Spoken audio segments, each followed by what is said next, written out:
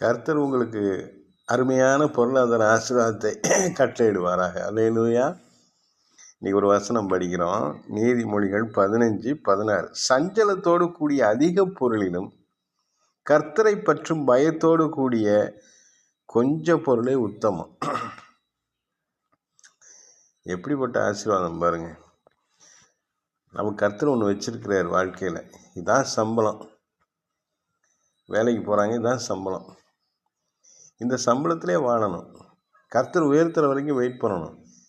சில பேர் என்ன பண்ணுவாங்க, மற்றவங்கள பார்த்துட்டு லஞ்சம்லாம் வாங்குவாங்க தன்னை டெவலப் பண்ணுறதுக்கு. அது கர்த்தருக்கு அருவருப்பானது. லஞ்சத்தை பற்றியே தனியாக வீடியோ போட்டிருக்கேன். அதே போல் பிஸ்னஸில் தப்பாக பண்ணுறது, தரமில்லாத பொருள் 4th குவாலிட்டியை 1st குவாலிட்டி ரேட்டுக்கு விற்கிறது, நிறைய பண்ணுறாங்க இன்றைக்கி உலகத்தில்.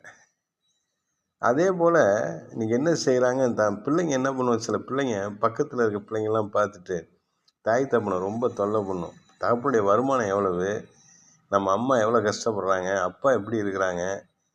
தகப்பன் வந்து உணவை கூட தியாகம் பண்ணி பிள்ளைங்களுக்கு தின்பண்டம் ஸ்நாக்ஸ் வாங்கி கொடுக்குற தகப்பன்லாம் பார்த்துருக்கேன். நானே இப்படி இருந்திருக்கேன்.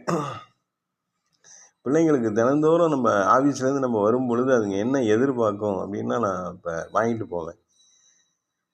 கர்த்தருக்கு ஸ்தோத்திரம். பாருங்கள், சஞ்சலத்தோடு கூடிய அதிக பொருளிலும் கர்த்தரை பற்றும் பயத்தோடு கூடிய கொஞ்சம் பொருள், அது கொஞ்சமாக இருந்தாலும் கர்த்தருடைய பொருளாக இருந்தால் அது ஆசீர்வாதங்க. கொஞ்சமாக இருந்தாலும் அந்த கர்த்தரை ஆசீர்வதிக்கும் பொழுது அது எடுக்க வந்துக்கிட்டே இருக்கும். கர்த்தர் கொடுக்குற பொருளாக இருக்கணும் உங்கள் வீட்டில் இருக்கிறதெல்லாம். மற்றவங்க பொருளாக இருக்கக்கூடாது, மற்றவங்க உழைப்பில் வந்த பொருளாக இருக்கக்கூடாது. உங்கள் வாழ்க்கையில் உங்கள் பொருள் உங்களோட இருக்கணும். மற்றவங்க பொருள் உங்கள் வீட்டுக்குள்ளால் வந்து அது ஆசீர்வாதம் கிடையாது, இருக்கிறதையும் தொடச்சி எடுத்துகிட்டு போயிடும். பொருளை பொறுத்த வரைக்கும் ரொம்ப எச்சரிக்கையாக இருக்கணும். நிறைய பேருக்கு பொருளாசை இருக்குது. நிறைய பேர் நான் பார்க்குறேன், என் வாழ்க்கையில் பார்த்துருக்கேன், எங்கள் சபைக்கு வர ஊழியத்தில் பார்த்துருக்கேன், விசுவாசிகளில் பார்த்துருக்கிறேன். பயங்கர பொருளாசையோடு கூட இருப்பாங்க. அந்த பொருளாசை அப்படியே திங்கும் அவங்கள.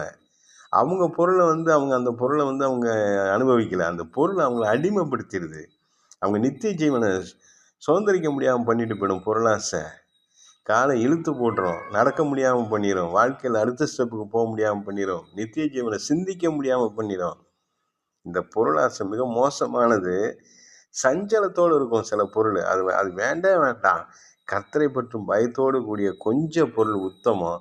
அது நிலச்சி நிற்கும், அது உங்களுக்கு வளர்ந்து பெருகும். கர்த்தர் கொடுக்குற பொருள் வளரும். உலகத்தில் இருக்கிற அந்த பொருள் இருக்குது பாருங்கள், அது உங்கள் இருக்கிறதையும் துவைக்கும். கர்த்தர் நல்லவர், உங்களை ஆசீர்வதிப்பார்.